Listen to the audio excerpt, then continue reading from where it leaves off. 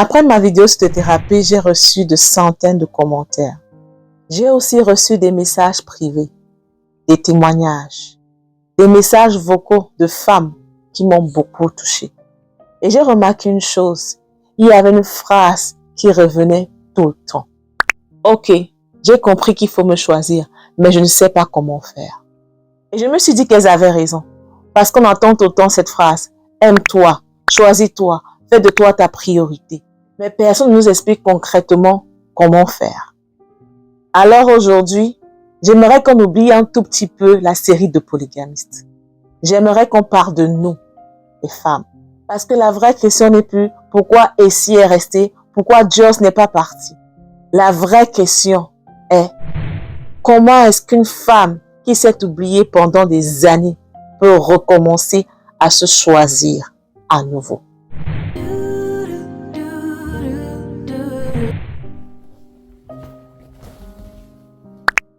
Aujourd'hui, on va avoir une conversation entre femmes et femmes. Une conversation sans jugement, mais avec beaucoup de vérité. Je tiens à préciser cela que je ne suis ni psychologue ni thérapeute. Je partage tout simplement les réflexions que vos témoignages ont fait naître en moi, avec l'espoir que cela puisse aider ne serait-ce qu'une seule femme. Comme je l'ai dit dans l'introduction, la véritable question ici n'est plus pourquoi est-ce que Essie ou Joyce, pourquoi est-ce qu'elles sont restées dans un mariage toxique, dans un mariage qui les détruisait, pourquoi est-ce qu'elles ne se sont pas choisies. La véritable question ici aujourd'hui est de savoir comment est-ce qu'une femme qui s'est oubliée pendant longtemps pour recommencer à se choisir, pour recommencer à faire d'elle la priorité. Je pense que la première étape est de commencer par reconnaître qu'on s'est oublié. Ce qui m'a le plus frappé en lisant vos messages, en écoutant vos vocaux, c'est que je me suis rendu compte que beaucoup de femmes ne se rendaient même pas compte qu'elles s'étaient oubliées. Alors je sais que certaines femmes vont me dire, mais Tati, comment est-ce qu'on reconnaît qu'on s'est oublié? Alors je vais vous donner quelques petits exemples qui sont très subtils et qui vont vous prouver que vous êtes oublié. On pense souvent que s'oublier, c'est arrêter de prendre soin d'elle. C'est arrêter d'être coquette. Mais ça va au-delà de là. Il y a des femmes qui prennent soin d'elles, qui sont coquettes, mais qui se sont complètement oubliées. Elles se sont complètement perdues dans le rôle de femme, d'épouse, de maman, de sœur, de grande sœur, d'aînée de famille. Premier signe, tu ne sais plus ce qui te rend heureuse. J'ai fait une vidéo dernièrement ici sur ma chaîne YouTube après avoir fêté mes 40 ans. La vidéo était intitulée « Les 4 leçons que j'ai apprises après mes 40 ans sur Terre ». Et la première leçon que j'ai partagée dans cette vidéo, qui était pour moi la leçon la plus importante, c'est que tout être humain sur cette terre devrait se connaître. Parce que si tu ne te connais pas, tu vivras la vie de quelqu'un d'autre et non la tienne. Apprends à te connaître, sinon tu vivras pour les autres et non pour toi. C'est une chose pour moi qui est vraiment importante, qui est même ultimatum pour tout être humain sur cette terre, c'est de se connaître. C'est impératif d'apprendre à se connaître, de connaître ce que l'on veut, ce qu'on ne veut pas, ce qu'on aime, ce qu'on n'aime pas, ce qu'on veut pour sa vie et ce qu'on ne veut pas pour sa vie.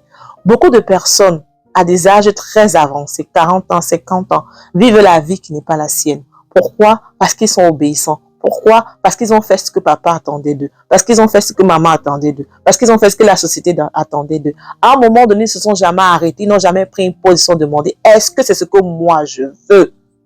Sans être influencé par le monde extérieur. C'est très important.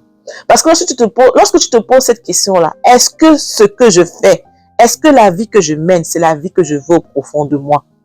Sans être influencé par le monde extérieur, c'est très important.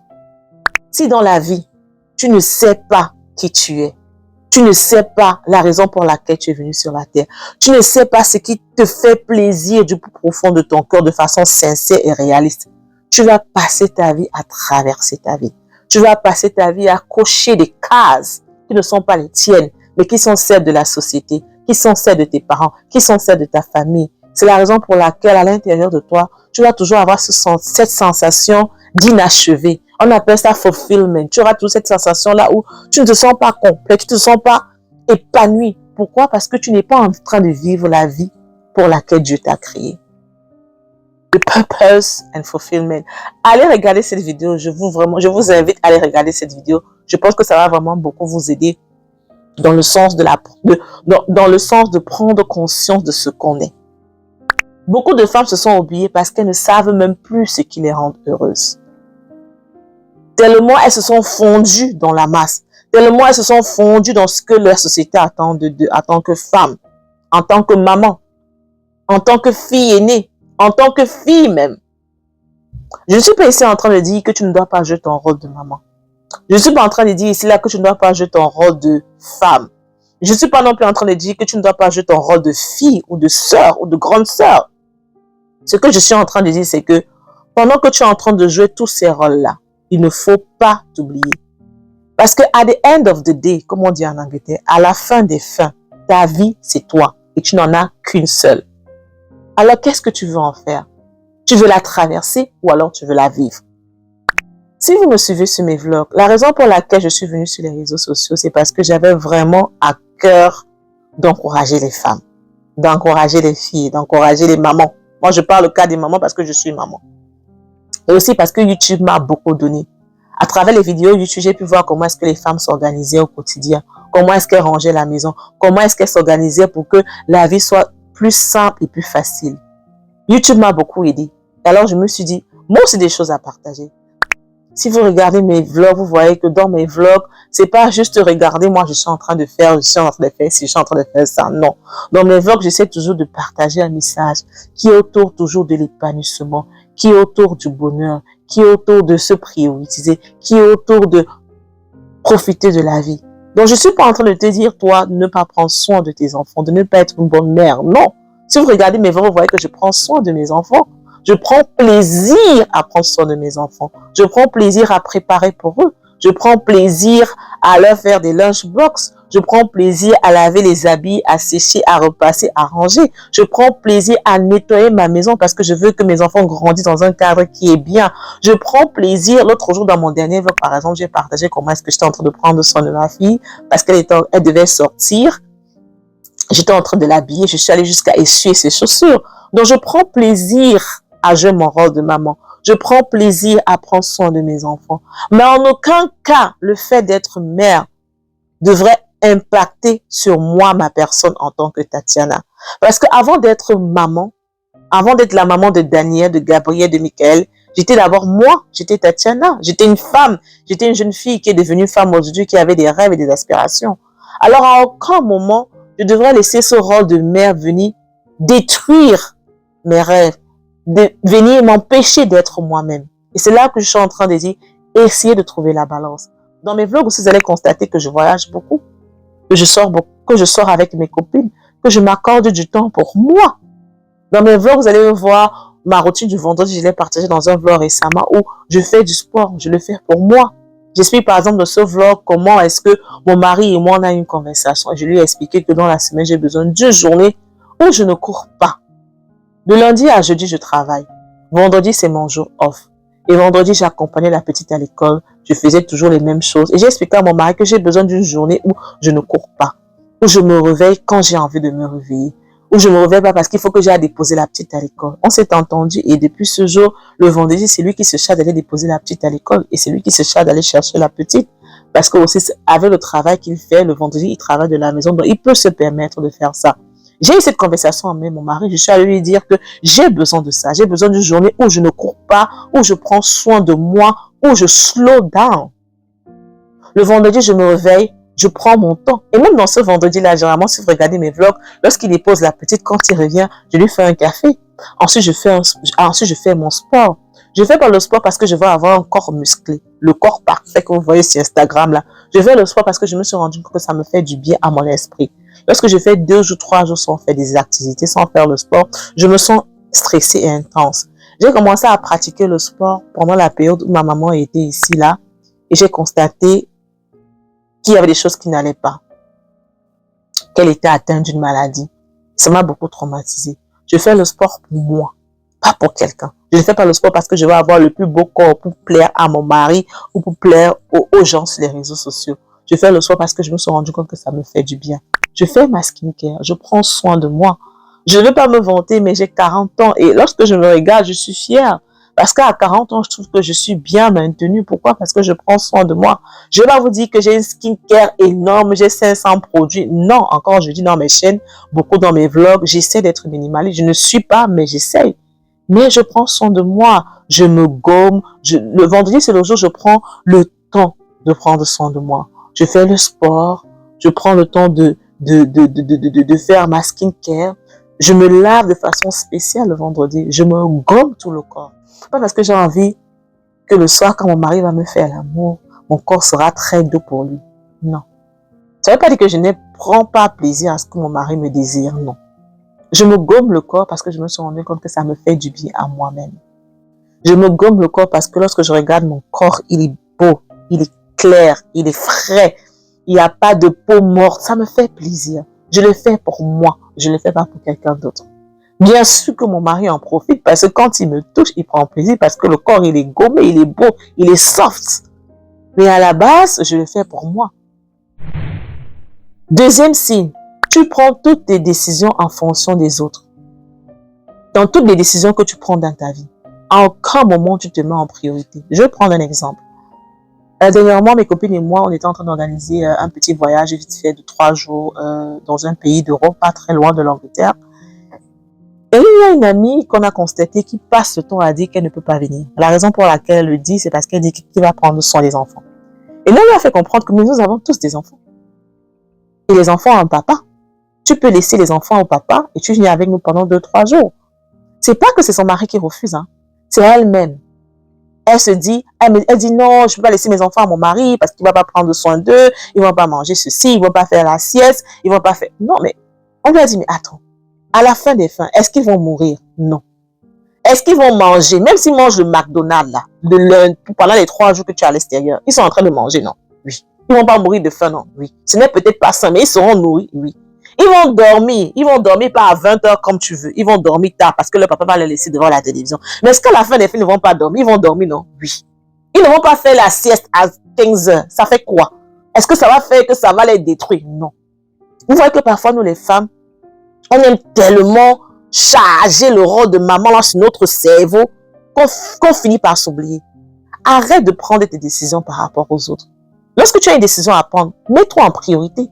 Est-ce que ce que je suis en train de faire là, c'est bien pour moi? Encore, je suis en train de dire qu'il ne faut pas être égoïste. Pardon, je ne vais pas dire à une maman de s'acheter un sac Louis Vuitton, pendant que ses enfants n'ont pas l'argent pour aller à l'école. Ça, c'est inconscient. Parce que tu es en train de détruire l'avenir de tes enfants.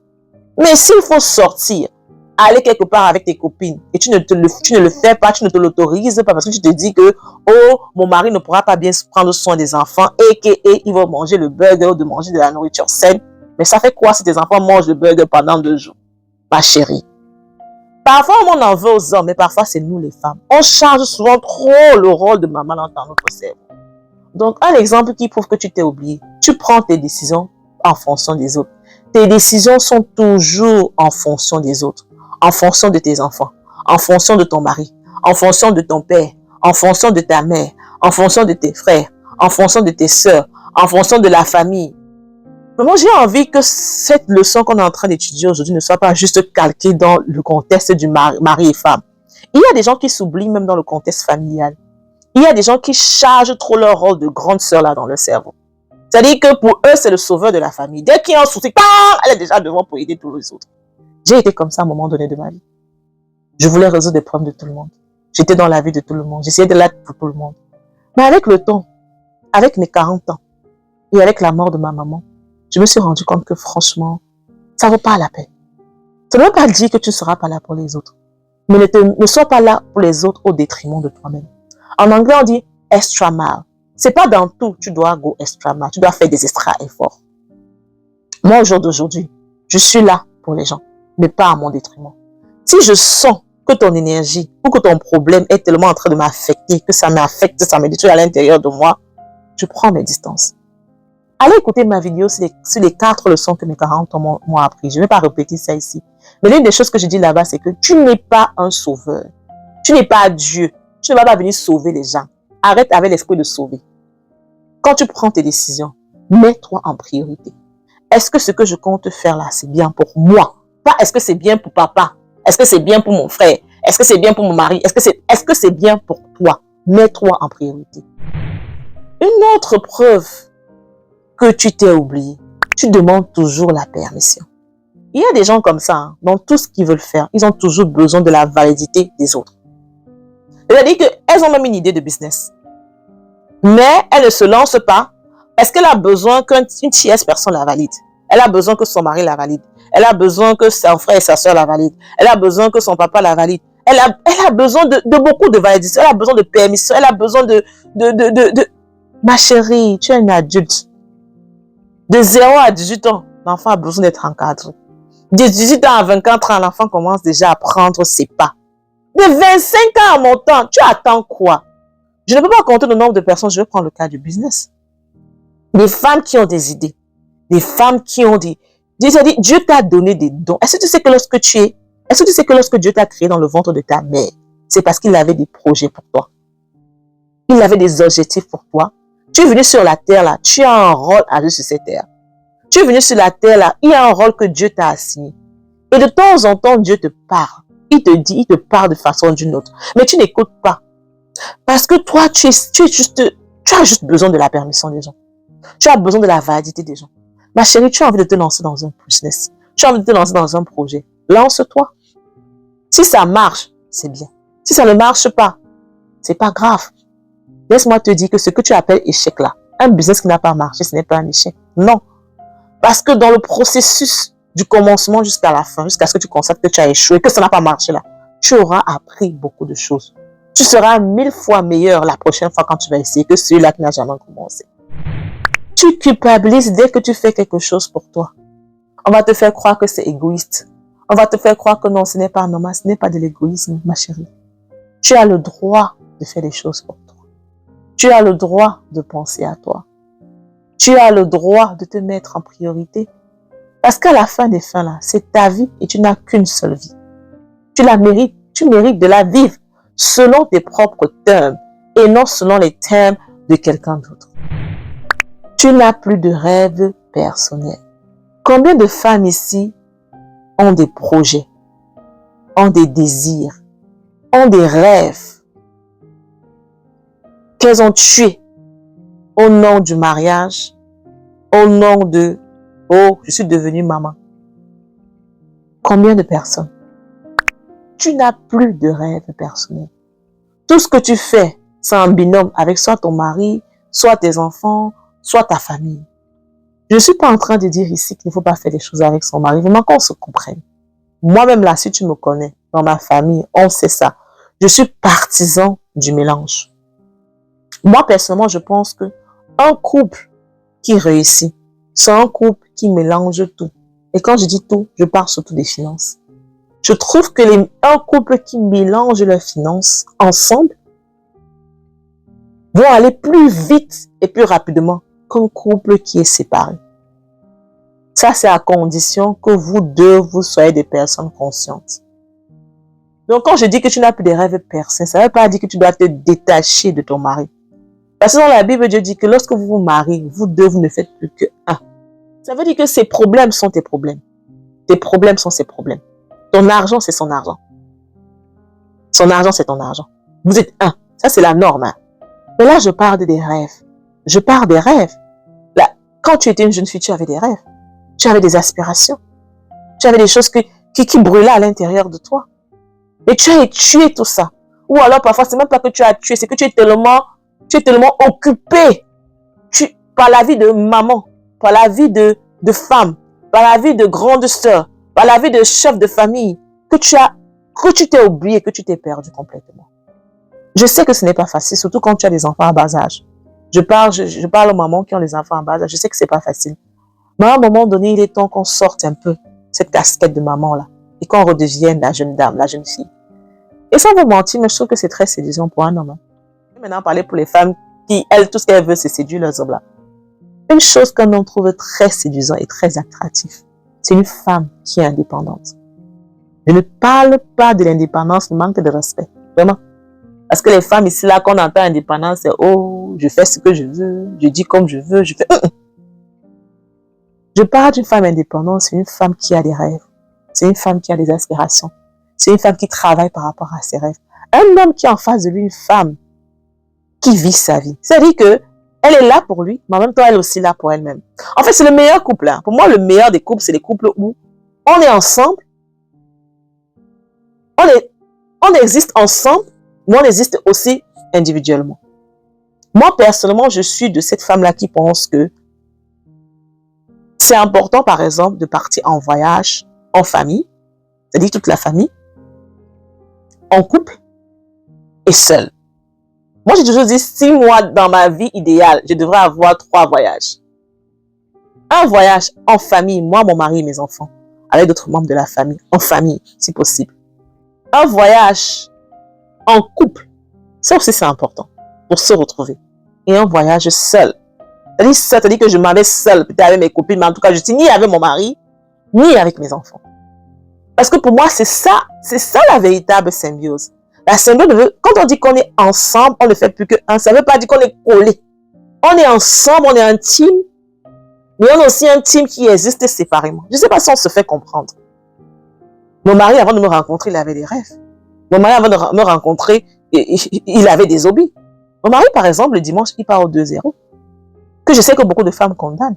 Mais moi, personnellement, je ne suis pas contre le 2-0. Moi, personnellement, je ne suis pas, si vous suivez mes voix, vous voyez qu'à plusieurs reprises, même, il y a des fois où j'ai cuisiné avec mon mari pour le 2-0, on a fait le béni haricots bouillis, on allait donner au 2-0. Je ne suis pas contre le 2-0. Je pense que c'est important que chacun ait du temps pour lui. Le mec bosse de lundi à vendredi. Alors, si le dimanche, il s'offre ça comme sa journée à lui, il part au 2-0. Après au 2-0, il part en Uganda. Il boit ses bêtas, ses commentaires avec son gars, avec ses gars. Il s'amuse, il se détend. Il rentre tard. Ça ne me dérange pas. Je sais que les gens vont dire, ah non, après le 2-0, ils ne rentrent pas à la maison, ils partent au bar, ils boivent les bébés, ils font les bêtises. Mais tu veux qu'ils rentrent à la maison aussi, pourquoi? Pour faire quoi? Ça fait quoi aussi si le gars là, il a son temps pour lui? Est-ce que Dieu avait créé l'enfant là pour toi seul? Moi, personnellement, je ne suis pas contre le 2-0. Tu vas jouer au football. Après le football, tu peux boire tes bières, tu manges ton tarot, tu tapes tes commentaires avec tes gars. C'est important. Parce que lui aussi, il a besoin d'exister en dehors du rôle du mari, en dehors du rôle de l'enfant, en dehors du rôle du papa. Et ça va faire que demain, lorsqu'il va revenir, il sera un homme épanoui. Et un homme épanoui ne peut qu'être un bon époux. Je parle encore, je mets entre guillemets, entre parenthèses.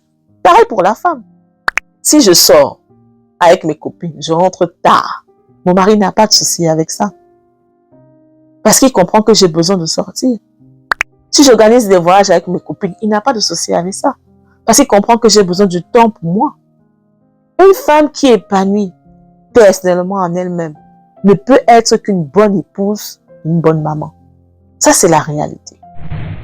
Un autre signe qui prouve que tu t'es oublié. Tu n'existes plus qu'à travers ton rôle d'épouse et de maman. Tu ne te définis plus qu'en tant que madame telle ou la maman de telle. Alors moi, je vais te demander, si aujourd'hui là, on t'enlève le rôle de femme, on t'enlève le rôle de maman, qui es-tu? Est-ce que tu t'es déjà posé cette question-là? Pose la vidéo et pose-toi cette question. Si aujourd'hui, on m'enlève le titre de madame telle et le titre de maman de telle, qui suis-je? Si tu es incapable de dire qui tu es, ça veut dire que tu t'es complètement perdu, ma chère. Tu devrais pouvoir exister en dehors du rôle de femme ou de mère. Parce que Dieu t'a donné il y a tellement de choses en toi. Dieu ne t'a pas créé juste pour que tu viennes sur la terre, être la femme de telle et être la maman de telle. Dieu t'a créé pour d'autres choses, en plus de ces deux-là. Vraiment, je tiens à préciser. Je ne suis pas en train de dire qu'il ne faut pas être une maman, il ne faut pas être une femme. Mais je dis ceci, je dis qu'il y a autre chose au-dessus. Alors, si tu te rends compte que ta vie ne tourne qu'autour de ton mari, autour de tes enfants, tout ce que tu fais, c'est par rapport à ton mari et tes enfants. Ma chérie, tu t'es oubliée. Qu'est-ce que tu fais pour toi? Pose-toi la question. Les signes qui prouvent que tu t'es oublié, c'est lorsque tu arrêtes de te poser la question de savoir, moi, qu'est-ce que je veux? Moi, Tati, qu'est-ce que je veux? C'est la raison pour laquelle je vous ai dit au début de la conversation que l'une des choses les plus importantes que tout être humain devrait faire sur cette terre, c'est de s'asseoir, de faire une rétrospective de sa vie, de se poser les vraies questions. Première question, qui suis-je? Deuxième question, qu'est-ce que je veux pour ma vie? Troisième question, qu'est-ce que je ne veux pas pour ma vie? Parce qu'une fois que tu as ces clés-là, et lorsque tu réponds à ces questions-là, il faut vraiment que tu sois totalement indépendant de ce que la société attend de toi. C'est-à-dire que quand tu te demandes que qu'est-ce que je veux pour ma vie, enlève, oh maman avait dit que, papa avait dit que, mon mari avait dit que, la société avait dit que, l'imam entend que, le prêtre a dit que, qu'est-ce que je veux pour moi? En tenant compte uniquement de toi. Réponds à cette question-là. Ensuite, qu'est-ce que je ne veux pas pour moi? Parce que c'est très important de répondre aussi à cette question. Parce que ça va te permettre de set the boundaries. Comment on dit ça en français? Ça va te permettre de mettre les limites. Qu'est-ce que je veux pour moi? Qu'est-ce que je ne veux pas pour moi? Une fois que tu sais ce que tu veux et ce que tu ne veux pas, c'est très facile. Parce que le fait aussi de ne pas savoir ce que tu ne veux pas pour toi t'empêche de mettre la limite. Or, c'est très important de pouvoir mettre une limite dans toute relation, que ça soit entre mari et femme, que ça soit entre frères et sœurs, que ça soit entre copines, que ça soit entre amis. Tout le monde devrait avoir une limite et chacun devrait pouvoir communiquer sa limite à l'autre. C'est-à-dire que je suis dans une relation avec mon mari, on s'aime, on est intime, on travaille à deux, il connaît mes limites, je connais ses limites. Et l'amour aussi, c'est ça. C'est savoir qu'il ne faut pas dépasser les limites. Les limites de A ne sont pas forcément les limites de B. Il y a des femmes pour qui la limite, c'est être infidèle. Tu es infidèle, c'est fini. Il n'y a plus rien là. Il n'y a rien à faire. Il n'y a rien. Même si le Dieu descend du ciel, c'est fini. Il y a des femmes pour qui tu es infidèle, c'est pas la limite, elle peut pardonner. Mais par contre, si tu es un feignant, tu ne ramènes pas de l'argent. Ah non, hein. Non, elle ne peut pas. Il y a des femmes pour qui tu es infidèle, tu ramènes l'argent, tu es présent, tu gères financièrement. Elle n'a pas de souci. En fait, c'est ça que je dis, c'est important de se connaître. Connaître aussi ses limites, c'est pouvoir, même dans des relations, même en famille aussi, c'est important. Ce n'est pas forcément parce qu'on a le même sang qu'on doit forcément se subir. Est-ce que vous me comprenez? Parce qu'on parle seulement de mari et femme. Oh, ton mari, c'est quelqu'un que tu as rencontré au carrefour. Tu l'as rencontré au carrefour. Vous n'avez aucun lien. De toute façon, vous êtes mis ensemble, vous pouvez aussi vous séparer. Mais parfois, dans les relations familiales de sang, c'est-à-dire ton frère, ta mère, tes cousins, tes cousines, si tu te rends compte qu'il y a une personne qui te suce ton énergie, il y a une personne qui te draine psychologiquement et mentalement, mais tu t'éloignes en fait. C'est pas que tu vas haïr la personne, c'est pas que tu vas détester la personne, mais c'est que tu vas comprendre que tu ne peux pas changer la personne.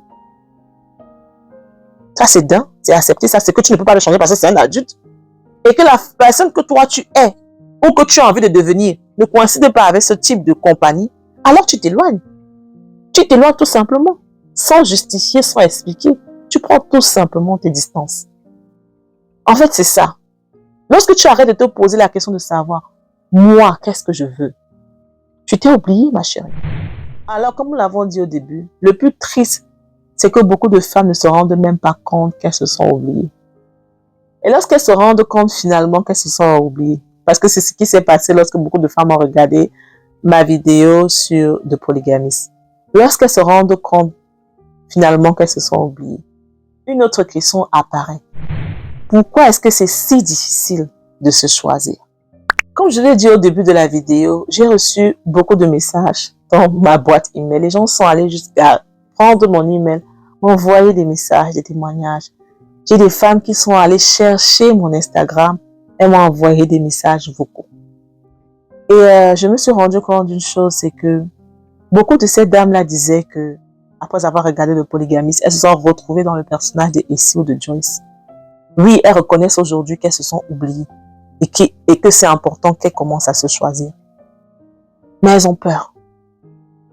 Elles ont peur, pourquoi? Je dirais que la première raison pour laquelle c'est parfois si difficile de se choisir, c'est à cause de l'éducation. L'éducation africaine qu'on a reçue. Où on a appris à la femme, depuis son tendre âge, à toujours mettre le besoin des autres au-dessus de nos propres besoins. Dans l'éducation même, l'éducation pure, l'éducation africaine, on apprend à la femme à être toujours celle-là qui pourvoit aux besoins des autres. Dans le contexte africain, je dirais que la première raison pour laquelle c'est si difficile de se choisir, c'est parce qu'on ne nous apprend pas à avoir un esprit critique dès le bas âge. Très jeune, on nous apprend à obéir. On met tellement de l'importance sur l'obéissance, qui est une très bonne chose. Je suis très d'accord. L'obéissance est une très bonne chose. Mais une obéissance aveuglée, sans un esprit critique, est très dangereuse. La raison pour laquelle on a de la peine à se choisir, même quand on se rend compte qu'il est impératif qu'on commence à se choisir, même quand on se rend compte qu'on s'est oublié, c'est parce que dès le tendre âge, on ne nous a pas appris à nous choisir. On ne nous a pas appris à penser par nous-mêmes, à réfléchir par nous-mêmes, à avoir un esprit critique, à challenger les pensées des autres. On nous a appris le respect. Papa a dit, maman a dit, tonton a dit, alors je fais. Et lorsqu'on grandit dans cette atmosphère-là, on continue à devenir des adultes jusqu'à là on ne développe pas cet esprit critique. On continue à être obéissant, à faire ce que la société attend de nous. C'est comme ça que même dans notre rôle d'adulte, on continue à faire ce que le monde attend de nous. La société dit, oh, tu fréquentes, tu as ton bac, tu te maries, tu fais des enfants, tu achètes une maison, tu achètes une deuxième maison, ensuite tu construis un village. Tu fais ce que la société attend de toi. Tu fais ce que ton père attend de toi. Tu fais ce qu'on t'a dit que tu devais faire depuis que tu es jeune, depuis que tu es bébé. En quel moment est-ce que tu as challengé ces idées-là? En quel moment est-ce que tu as dit, mais attends, oui, je comprends qu'il est impératif de faire ça, mais je pense que... Ou alors, explique-moi pourquoi est-ce que tu veux que je fasse ça. On ne nous apprend pas à challenger les pensées des autres. Même quand on se rend compte qu'on s'est oublié et qu'on se rend compte qu'il est important de se choisir, c'est difficile de le faire parce que ça ne fait pas partie de nos gènes. Ça ne fait pas partie de notre caractère. Parce que malheureusement, dans le contexte africain, on apprend aux enfants à être respectueux, à obéir. Et on ne les apprend pas à être critiques dans leur façon de faire et de penser. J'aime beaucoup l'éducation africaine. J'ai grandi dans ça. J'ai été éduquée en Afrique. J'ai grandi au Cameroun. J'ai quitté le Cameroun, j'avais 19 ans. Donc, j'ai passé mon enfance et mon adolescence en Afrique. Mais je dirais que j'ai eu une grâce. C'est d'avoir des parents très sévères, mais en même temps très ouverts. Je ne sais pas comment je vais expliquer ça. Ma mère, c'était quelqu'un de hyper sévère, très sévère. C'est quelqu'un qui va t'inculquer des principes de vie. Mais elle ne va jamais te dire ce que tu dois faire. Elle ne va jamais te dicter ce que tu dois faire. Elle va t'inculquer les principes. Voilà ça. Ça est bien, ça n'est pas bien. Ça, c'est le mauvais chemin, ça, c'est le bon chemin. Mais à aucun moment, elle va venir t'obliger ou à te forcer à faire quelque chose. Je ne sais pas si vous comprenez ce que je vais dire. Ma mère m'a inculqué des principes de vie, mais elle ne m'a jamais dicté une ligne de conduite. Donc, de ce fait, j'ai grandi en étant un adulte plus ou moins libre dans mon cerveau et très indépendant dans ma façon de penser, de parler et de faire. Ma mère nous a inculqué le respect. Chez nous, être irrespectueux était interdit en fait. Mon frère et moi, nous sommes des enfants très respectueux. On ne parle pas fort à un aîné. On ne manque pas de respect à un aîné. Mais irrespectueux dans le sens où, si tu viens me dire quelque chose en tant qu'aîné, au jour d'aujourd'hui, moi je suis aussi une adulte, et que je trouve que la chose que tu es en train de me dire n'a pas de sens, je vais te dire clairement, oui tonton, j'ai compris ce que tu dis, mais néanmoins je pense ceci, donc je vais faire ça, sans avoir peur. Je vais te regarder dans les yeux, je vais te le dire, sans avoir peur. Pourquoi? Parce que ma mère ne nous a pas dicté une ligne de conduite. Elle nous a appris des principes, elle nous a laissé penser par nous-mêmes.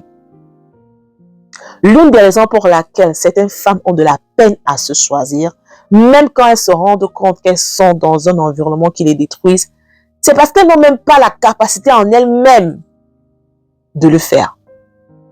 Parce qu'elles ont été trop obéissantes. Malheureusement, c'est la vérité. Moi, je crois que j'ai envie de faire un sujet sur je crois qu'il y a une vidéo, je dois faire une vidéo complètement dédiée à ce principe de respect en Afrique. Le respect dont on parle, le respect des aînés. Est-ce que respecter son aîné veut dire automatiquement qu'il faut faire tout ce qu'il nous dit de faire? Par exemple, ma mère, quand j'ai eu mon bac, ma mère ne m'a pas dit va faire comptabilité, va faire psychologie, va faire ça. Elle ne m'a pas imposé un cursus scolaire. Elle m'a laissé décider. par rapport à ce que je comprenais de moi, par rapport à mes attitudes, et elle m'a encadré. C'est-à-dire que c'est ça, les parents. Elle m'a encadré. Dans mon mariage, ma mère n'a jamais cherché à savoir ou à s'initier dans mon couple. Mais par contre, elle nous a toujours encadrés. Le véritable problème en Afrique, c'est que on est trop dans la vie des enfants. Le véritable problème en Afrique, c'est que on n'éduque pas nos enfants à pouvoir avoir un esprit critique. On est tellement concentré sur le principe de respect et d'obéissance. Un enfant qui a passé sa vie à être obéissant et qui n'a jamais eu cette possibilité-là de critiquer ou de penser autrement que ses parents, ne pourra qu'être une femme qui sera obéissante dans le mariage. Ou alors une femme qui ne saura pas challenger son mari dans le respect. Moi, je suis quelqu'un de très respectueuse, mais je suis quelqu'un de très ferme. Dans toutes mes relations, même avec mes enfants. Je suis très respectueuse, je suis très aimante, mais je suis quelqu'un de très ferme. Si ce que tu me dis ou ce que tu fais ne va pas en concordance avec ce que je pense ou avec ma façon de voir les choses, je te le dis clair et net, j'ai pas peur. Que tu sois mon père, ma mère, mon mari, mon oncle, mon tonton, même si c'est le pape, je vais dire.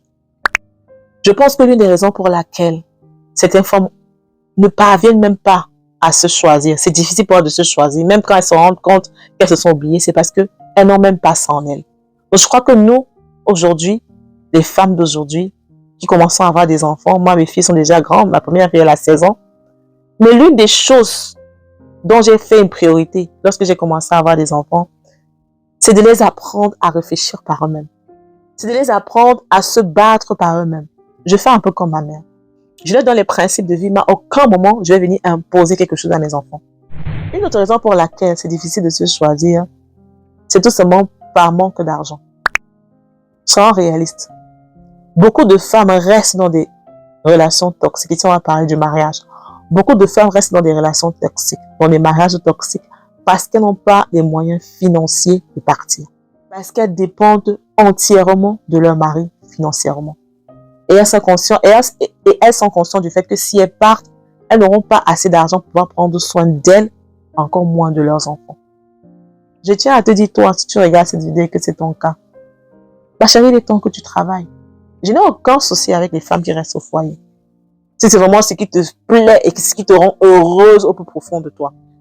Mais personnellement, moi, je pense que toute personne a besoin de travail. C'est pas seulement une histoire d'indépendance financière, mais c'est aussi une histoire de développement personnel.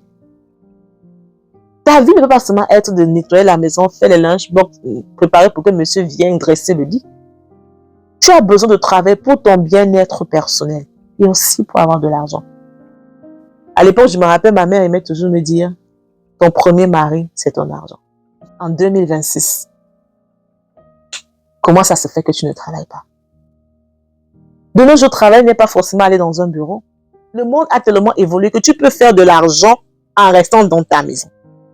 Lance un business. Commence quelque chose. Si ça ne marche pas, prie, mets tes genoux au sol. Demande à Dieu. Parce que je sais que Dieu, il a un projet pour toi. C'est écrit dans la Bible.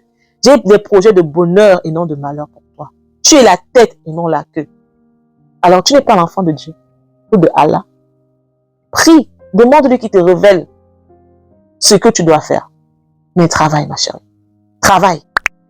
C'est aussi quelque chose qui fait que tu es un peu plus attirante vis-à-vis de ton mari. Vous, les femmes qui aimez beaucoup séduire vos maris, là, vous allez écouter les astuces, les belles astuces de TikTok. On te dit mélange de gingembre avec les coups de girofle, tu mets dans ton cou et tout. Quand il va faire, ça sera serré. Il faut laisser ça. Une femme qui est indépendante, c'est-à-dire que qui a une vie en dehors de la vie de maman et de femme, est attirante devant son mari. Une femme qui gagne son jet, qui gagne son argent, est attirante devant son mari.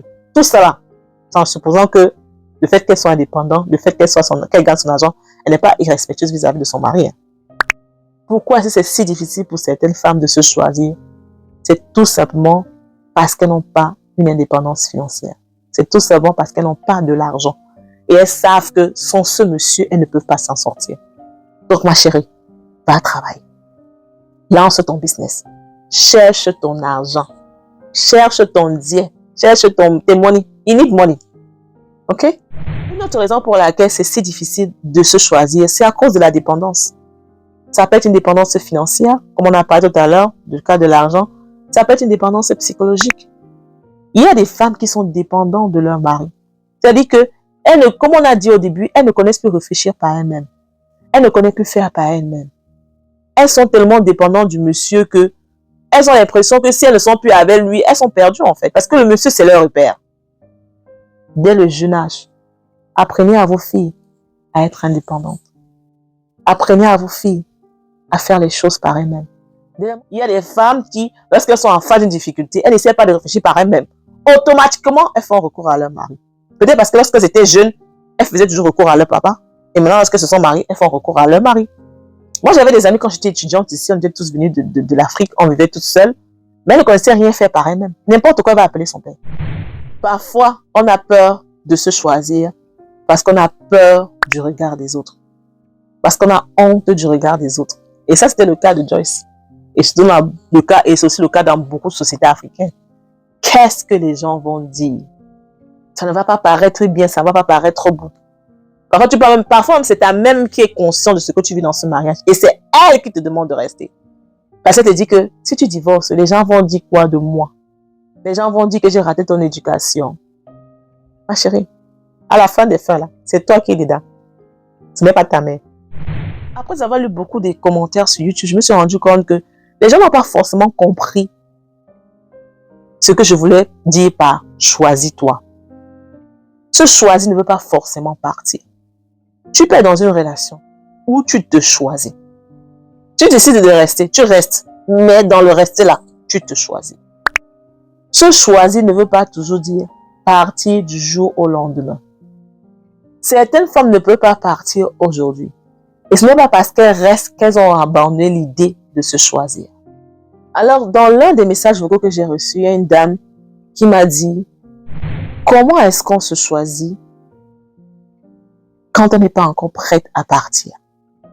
Et je pense que c'est le cas de beaucoup de femmes. Tu peux par exemple commencer par créer une petite indépendance financière. En commençant par travailler, par exemple, ma chérie. Cherche du boulot. Si tu ne trouves pas du boulot, lance un business. Commence, fais quelque chose. Parce que c'est la clé en fait. Sans indépendance financière, tu ne peux rien. Tu ne peux pas grand-chose. Tant que tu dépends financièrement de quelqu'un, tu es un peu comme son esclave. Que ça soit pour le mari, que ça soit pour les parents. Deuxième chose, tu peux par exemple recommencer à prendre soin de toi. Prendre soin de toi physiquement, mais aussi psychologiquement. J'insiste beaucoup sur ça parce que quand on parle de prendre soin de soi, on pense toujours au physique. Il y a des femmes là dehors qui sont très belles physiquement, mais psychologiquement, elles sont complètement messed up. Elles sont complètement déphasées, elles sont perdues. Donc, une chose que tu peux commencer à faire, c'est recommencer à prendre soin de toi physiquement et spirituellement. Alors, physiquement, qu'est-ce que tu peux faire? Tu peux faire du sport. C'est très important, le sport. Tu peux commencer par faire de la skincare, prendre soin de ta peau. Prendre soin de ta peau de temps en temps. On ne demande pas d'avoir les 600 000 skincare routines qu'on voit sur TikTok ou sur Instagram là. Non, non du tout. Mais juste faire de temps en temps un gommage, ça fait du bien. Ça te fait du bien à la peau, mais ça te fait aussi du bien psychologiquement. De temps en temps, tu te gommes la peau. Tu prends soin de toi. Tu as une routine simple. Par exemple, tu as une crème de nuit, tu as une crème de jour. Moi, c'est des trucs que je fais depuis que j'ai 25 ans. Depuis que j'ai 25 ans, j'ai une crème de nuit et une crème de jour. L'huile que j'utilise pour mon corps n'a jamais été la même huile que j'utilise pour ma face depuis que j'ai 25 ans. Depuis que j'ai 23 ans, j'étais encore à l'université. La serviette que j'utilise pour mon corps est complètement différente de la serviette que j'utilise pour ma face. J'ai une serviette uniquement pour ma face. C'est des petites choses comme ça. Tu n'as pas besoin de dépenser beaucoup d'argent. Je vous montre par exemple, moi, ce que j'utilise ici en Angleterre. Je les achète à Home Bargain. Ça ne me coûte pas cher. Je ne sais pas dans quel pays tu te trouves, mais fais de la skincare. En Afrique, on a vraiment des astuces formidables et à petit prix. Par exemple, avec du baobab, du kaoula. Fais de la skincare. Prends soin de ta peau. Prends soin de toi. Achète des petits make-up. Tu te make-up de temps en temps. Ça a été prouvé que lorsqu'une femme se sent belle, lorsqu'elle se regarde dans le miroir, on se dit, c'est déjà, hein? Lorsqu'une femme se sent belle, elle a de l'audace, elle a du courage. Donc, tu peux recommencer par prendre soin de toi, physiquement, psychologiquement aussi, en écoutant des vidéos de motivation, en suivant des femmes sur les réseaux sociaux qui te motivent. Ça, c'est un truc qu'on néglige beaucoup. Hein. On dit ce que tu consommes. On ne se rend pas compte, mais ça rentre dans ton cerveau. Si tu as envie de changer, tu as envie d'avoir une nouvelle vie, va sur les réseaux sociaux, regarde une femme qui te ressemble. Parce que c'est très important de pouvoir s'identifier à la personne. Moi, je dirais, si tu es black, cherche une fille black ou des filles black qui te ressemblent et qui ont plus ou moins la vie que tu aimerais avoir. Il faut les suivre au quotidien. Regarde des bons exemples. Écoute des vidéos de motivation. Il y en a tellement là dehors. Prie si tu crois en Dieu. Lis la Bible si tu crois en Dieu. Parle à Allah si tu crois à Allah. Mais vraiment, il est important que tu fasses aussi un changement psychologique. Parce que c'est tout ça qui va permettre que tu essaies de shifter ton cerveau. Parce qu'il va falloir, là maintenant, il faut que tu reprogrammes ton cerveau. Parce que ton cerveau a été programmé à mettre les autres toujours en avance, à mettre ton mari en avant, à mettre tes enfants en avant, à t'oublier. Mais il va falloir que tu te déprogrammes. C'est-à-dire que tu désactives tout ça et tu te réactives. Donc c'est un travail psychologique très long. Je dirais, si tu as les moyens, va voir un psychologue. Je sais qu'ici, en Europe, on va te dire que les psychologues, c'est pour les blancs. Qui vous a menti comme ça? Moi, au moment donné, très difficile de ma vie, la maladie de maman m'a tellement traumatisée qu'à un moment donné, j'ai consulté un psychologue. Ça m'a fait un bien. Si tu as les moyens, va voir un psychologue. Si tu as des femmes, des mamans sages autour de toi, parce que je n'aime pas beaucoup dire aux gens d'aller se confier aux gens, de parler de leurs problèmes, parce que parfois, quand tu es vulnérable et que tu ne peux pas te confier à une personne, si cette personne n'est pas faite de sagesse, si cette personne n'a pas beaucoup de sagesse, elle peut aggraver la chose. Donc, si tu as quelqu'un de sage autour de toi, quelqu'un qui est un peu comme un exemple pour toi, confie-toi à cette personne. Ce n'est pas obligé d'être un homme de Dieu. Ce n'est pas obligé d'être un pasteur. Ça peut être une tante. Ça peut être une grand-mère. Ça peut être une amie même. Et quand tu la regardes, elle représente un peu plus ou moins l'exemple pour toi, la vie que tu aimerais avoir. Confie-toi à cette personne. Mais il faut vraiment que tu essayes, que tu recommences à travailler sur toi physiquement et psychologiquement. Une autre chose que tu peux faire, c'est recommencer à rêver. Vous savez, le rêve et l'imagination, c'est un pouvoir qu'on simplifie beaucoup. Hein. Si tu ne rêves pas d'abord, ça ne peut pas se concrétiser dans le présent. Toute idée que tu vois là dehors, toute création que tu vois là dehors, ça a d'abord été pensé. Ensuite, ça a été mis sur papier. Ensuite, ça a été accompli. Tout commence par une idée, par un rêve. Recommence à rêver, ma chérie. Quand tu étais jeune fille, qu'est-ce que tu disais de toi? Quand tu avais 5 ans, tu disais que quoi? Quand j'aurai 20 ans, je vais faire quoi? Quand j'aurai 25 ans, je vais faire quoi? Quand tu te vois, qu'est-ce que tu pensais de toi? Qu'est-ce que tu imaginais de toi? Quels sont tes rêves? Recommence à rêver. Parce que quand tu commences à rêver, tu commences à avoir de l'imagination. Quand tu commences à avoir de l'imagination, c'est des idées qui se créent. Les idées qui se créent, tu commences à tracer des stratégies pour pouvoir atteindre ton idée. C'est comme ça que tu implémentes. Tout commence par un rêve, par une idée. Lorsque tu ne rêves plus, tu es morte en fait. N'arrêtez jamais de rêver, hein, mes chéris. N'arrêtez jamais de rêver même très grand. Très très grand. Très très grand. Et ne laissez personne vous dire que vous êtes des rêveurs. Ici en anglais, on dit delusional. Dans la vie, il faut être delusional. Je ne sais pas comment on dit ça en français. Je vais chercher la traduction, je vais écrire ça là. Parce que parfois, tes rêves vont paraître tellement stupides aux yeux des gens. Mais si c'est ce que tu ressens à l'intérieur de toi, c'est peut-être parce que c'est ce que Dieu t'appelle à faire. L'un des véritables problèmes lorsque une femme s'est oubliée dans son rôle de mère et de femme, c'est qu'elle ne s'écoute plus en fait. Elle est un peu comme un robot. Elle exécute des tâches qu'on attend d'elle en tant que femme, en tant que mère. Mais elle ne prend plus la peine de s'écouter. Parce que si tu t'écoutes, Dieu te parle. Il faut apprendre à éteindre le noise, les bruits qui sont autour de nous. Oh maman, j'ai besoin de ça. Ma chérie, fais ça pour moi. Si on est tout le temps en train de résoudre le problème de tout le monde, si on est tout le temps dans le bruit, on ne pourra pas s'écouter. Oh, généralement, les meilleures idées de votre vie, les idées qui vont vous amener très loin, ce sont les idées qui vous viennent et c'est Dieu qui te parle. Mais si tu n'as pas la présence d'esprit d'écouter, si tu n'es pas dans le calme ou dans l'état d'esprit qu'il faut, tu ne pourras pas l'écouter. Donc ma chérie, recommence à rêver. Et ne dis pas qu'il est trop tard. Ne dis pas que ton rêve est trop grand. Rien n'est impossible à Dieu. Rêve, ma chérie. Et du moment où tu vas commencer à rêver, tu vas avoir des idées. Tu auras des idées, tu auras des techniques. Tu auras des techniques, tu vas implémenter. Tu vas tester. Ça va échouer, tu vas recommencer. Ça va marcher, tu vas célébrer le Seigneur. Recommence à avoir des amis. Ouvre-toi à un autre cercle, à de nouvelles personnes. Fais de nouvelles connaissances. Crée-toi des connexions. Tu sais, dans la vie aujourd'hui, là, on est quelqu'un derrière quelqu'un. D'une façon ou d'une autre. Tu vas avoir des amis. Par exemple, l'autre jour, dans le dernier vlog que j'ai partagé, vous expliquez, il y avait une partie où j'expliquais que chaque fois qu'on se voit, vous allez nous voir dans les vlogs, on mange, on est dans les restaurants chics. Mais dans chaque rendez-vous qu'on a, généralement, on parle toujours plus ou moins d'argent et de business et d'idées. On partage. Et dans notre dernière sortie de la dernière fois, par rapport à cette sortie-là, j'ai ouvert un compte en bourse où j'ai commencé à investir. C'est sorti d'où? Après avoir une conversation avec une amie ce jour-là, qui le fait déjà. Sors, ma chérie. Essaie de te créer des amis. Recommence à avoir tes amis. Si tu n'as pas des amis, crée-toi des amis. Crée-toi des connexions. Ouvre ton cercle. Fais du networking. C'est très important. Ta vie ne doit pas se mettre ton mari, tes enfants, ta famille, ta belle famille. Fais-toi tes gens à toi, tes connaissances à toi. Commence à économiser discrètement. Si pendant que tu cherches le travail, tu ne trouves pas, tu lances un business, ça prend du temps, ou tu n'as pas le capital pour lancer le business, l'argent que ton mari te donne pour la popote, prends un peu sur ça. Fais des nourritures de budget. Mange toujours bien, mais essaie de budgétiser. Essaie de diminuer un peu. Diminue un peu ici, tu diminues un peu là-bas. Tu économises. Économise un peu. Et puis tu pourras lancer ton business demain.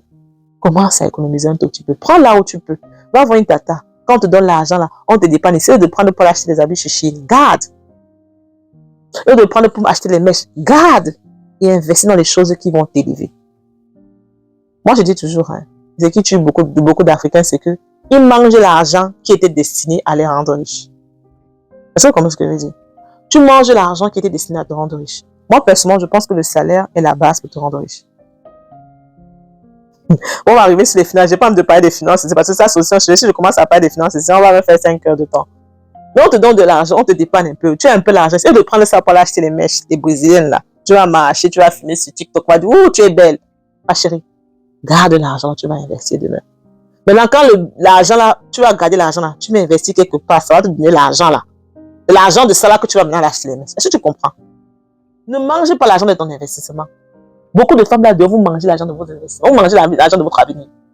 Je suis pas quelqu'un qui va apporter les mèches, il faut apporter des sacs chers. Moi, je porte des sacs chers. Mais généralement, c'est le fruit de quelque chose qui a produit. En conclusion, ma chérie, j'aimerais que tu te rappelles que tu existes aussi en dehors de ton rôle d'épouse et de maman. Être une bonne mère, être une bonne épouse ne veut pas forcément dire que tu dois t'oublier. Tu dois essayer de trouver la balance et l'équilibre entre les deux. Parfois, choisir de rester aujourd'hui ne veut pas dire renoncer à soi. Mais rester ne doit jamais signifier arrêter de préparer son avenir. Se choisir, ce n'est pas toujours partir immédiatement. Parfois, c'est recommencer à se reconstruire pendant qu'on prépare le prochain chapitre de sa vie. Alors jusqu'ici, on a parlé des signes qui prouvent que tu t'es oublié. Ensuite, on a parlé de pourquoi est-ce que c'est si difficile de se choisir, même quand on s'est rendu compte qu'on s'est oublié. Et enfin, on a parlé de comment est-ce qu'on peut commencer à se choisir tout en restant dans la relation, sans partir. Maintenant, pour terminer cette vidéo, je pense qu'il est important qu'on parle de la paix. Comment garder sa paix lorsqu'on est dans ce processus de transition-là? Comment garder sa paix lorsqu'on est dans une relation qui nous détruit, qui nous fait mal, qui nous blesse et qu'on est en train de se construire pour pouvoir mieux partir? Comment garder sa paix? Parce que je reconnais que ce n'est pas facile. C'est pas facile de rester dans une relation où on souffre, où on n'est pas respecté, où on est piétiné, où on est maltraité, où on se sent diminué. C'est pas facile de rester dans cette relation et de se construire en même temps. Alors comment est-ce qu'on fait? Comment est-ce qu'on garde sa paix lorsqu'on est dans ce processus de transition-là? C'est de ça qu'on va parler maintenant et c'est comme ça qu'on va finir notre vidéo. Pendant longtemps, j'ai cru que la paix arrivait après avoir quitté une situation difficile. Aujourd'hui, je pense l'inverse. Je pense que la paix commence le jour où on décide de ne plus se perdre. La paix commence avant, dans ta façon de penser, dans le fait de commencer à exister, dans les petites décisions quotidiennes de la vie, dans les limites, quand tu commences à dire non, quand tu commences à set up the boundaries. C'est en ce moment-là que ta paix commence. Parfois, notre corps est encore dans la relation, pendant que notre esprit a déjà commencé à se reconstruire. Et c'est ça que je te souhaite, ma chérie. Pendant que ton corps est encore dans la relation, que ton esprit commence à se reconstruire. Parce que tout part de la tête. Tout part de la tête. Tout part de ton mental. C'est là que le travail commence. Alors ne te précipite pas à partir physiquement. Avant de partir physiquement, rassure-toi que tu es prête et que tu es préparé psychologiquement. Il y a d'ailleurs un adage qui dit souvent que lorsqu'une femme demande le divorce à un homme, elle a divorcé depuis 10 ans. Et ça, c'est vrai. Généralement, les femmes, avant de partir physiquement, elles sont déjà parties psychologiquement. Ta paix commence par là. Vous savez, lorsque j'ai publié ma vidéo, je pensais parler d'une série. Mais aujourd'hui, je comprends que je ne parlais pas d'une série. Je parlais de toi, de moi et de nous. Et si cette vidéo peut aider ne serait-ce qu'une femme à recommencer à croire qu'elle mérite le respect, qu'elle mérite la paix, qu'elle mérite de se choisir, alors elle aura déjà servi à quelque chose. Et si aujourd'hui, vous avez retenu ne serait-ce qu'une seule phrase de cette vidéo, j'aimerais qu'elle soit celle-ci. Se choisir n'est pas un acte d'égoïsme, c'est un acte de survie. Nous voici donc arrivés à la fin de cette vidéo. Si cette conversation a parlé à votre cœur, partagez-la à une femme qui a peut-être besoin de l'entendre aujourd'hui. Je vous dis merci d'avoir écouté jusqu'à la fin. J'espère vraiment que j'ai répondu. J'ai essayé vraiment du maximum que je peux de ne pas être trop longue et de répondre aux questions clés qui sont ressorties des différentes conversations que j'ai eues avec vous. Lorsque j'ai publié cette vidéo sur YouTube, vraiment, j'avais à cœur de parler aux femmes. Moi, je dis toujours, je suis venue sur les réseaux sociaux, c'est pas pour l'argent. Ma motivation, c'est pas de me faire de l'argent. Ma motivation, c'est vraiment de créer une communauté de femmes où on s'encourage. Je donne mes astuces, tu me donnes tes astuces. Je te conseille, tu me conseilles. Parce que je pense que personne n'a le monopole de savoir et pouvoir communiquer autour d'un sujet, autour d'un point de vue, c'est important. Parce que ce n'est que comme ça qu'on apprend. Ce n'est que comme ça qu'on apprend.